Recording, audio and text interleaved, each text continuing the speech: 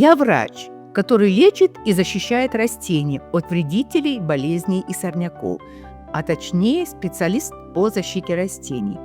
Моя работа – это ежедневная, кропотливая работа, требующая не только знаний, но и любви к земле, ответственности за каждый росток и искренней привязанности к природе.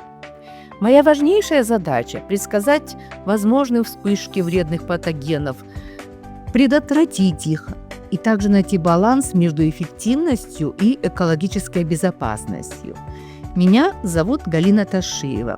Я специалист с 35-летним стажем, отличник сельского хозяйства Кыргызской республики.